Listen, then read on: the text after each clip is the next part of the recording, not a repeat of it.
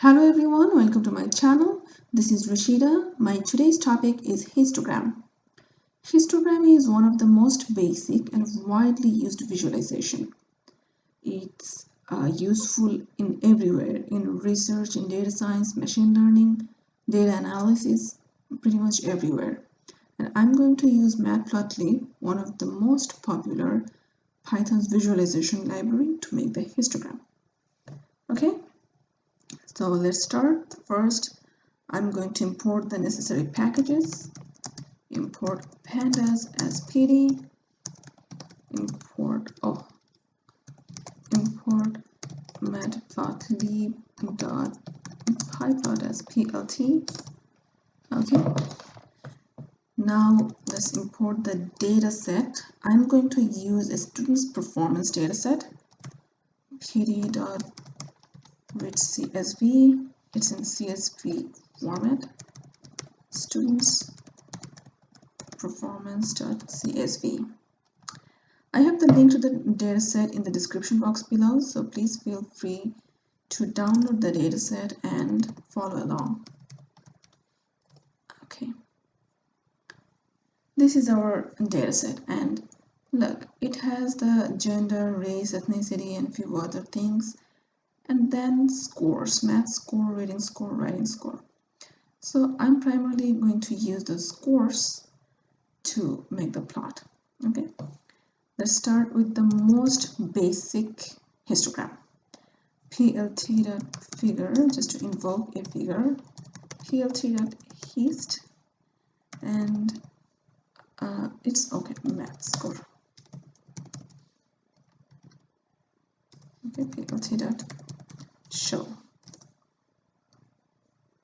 Oh my gosh. Figure. Okay, this is the distribution of the math score. So if you forgot or if you do not know how to read the information, so this is the distribution of math score, and it's a slightly right skewed distribution because the tail in the right side is a little longer, so it's not a normal distribution.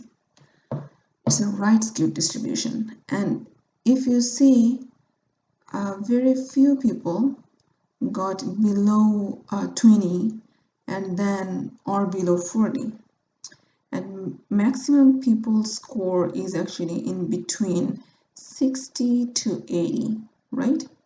60 to 80, this is the maximum people score. And from 80 to 100, not too many people got 80 to 100, but quite a good number. Okay, so that's how this histogram is. So your mean and median will be around this area. Okay, around probably 60 to 70, probably.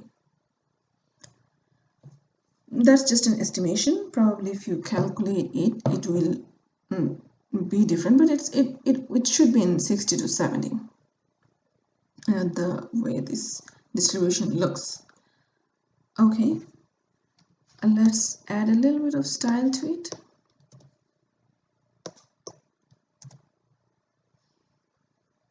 We can specify the bins. Okay, I'm specifying 20 bins. Here we have how many bins? 0 to 21, 20 to 40. Okay, let's specify 20 bins. Give a hist type, it's step filled, and add an edge color. Okay, look, I added an edge color. I'm quite not liking this edge color. Okay, if you can see that we have quite some more bins because we specified 20, so we have 20 bins now. Okay, there are a few other step type, like step field. You can put step. Okay, this is step. Here probably you can add edge color black.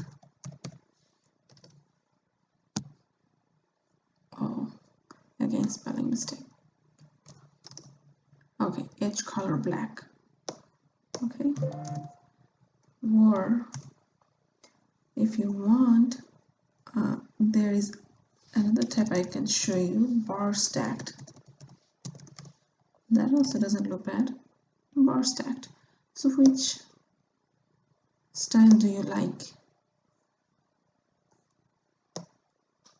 You can use anyone. And now see, we have 3 score: math, reading and writing. If you want, you can use all 3 of them actually in one plot. Okay, let's do it first. Because we are going to put all 3 of them in one plot, I'm going to add some of the styling in a different variable. Dict alpha is 0.5. Alpha gives a little bit of transparency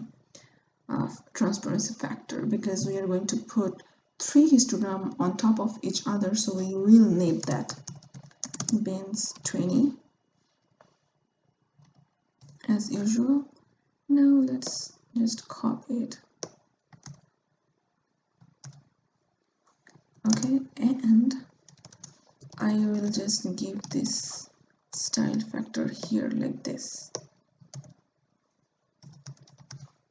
Okay, now math score, add reading score, then writing score. Okay, probably I can plt.dca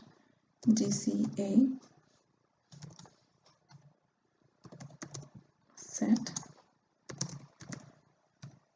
Let's add a title that scores. Okay, then a y label, label frequency. Okay, yeah, so this is the stuff we have. Actually, you can add a color. Actually, I don't like all these colors. Color, what color should I put? Coral. Then I'll put color purple. And then another is probably color green. Okay, so okay, change the color a little bit. Probably not this green. Instead of green, I'll put blue. Okay, so not too clear, right?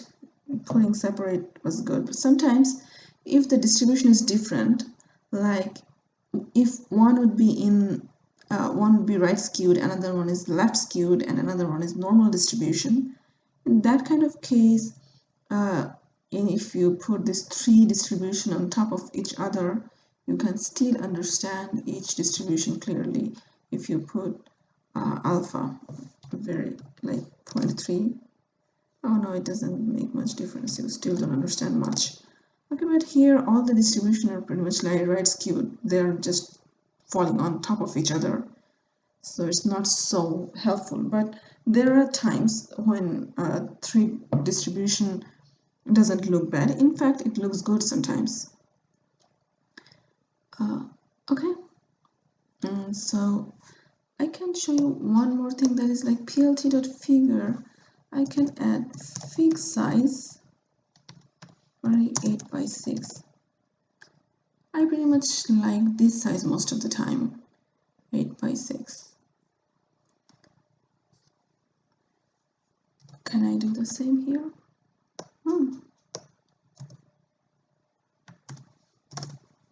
Yeah, when it's a little bit bigger, it looks better. Okay, so that's all for the distribution today. If I will make more videos on visualization, So if you want to see more of these videos, please subscribe, like, comment, share. Thank you so much.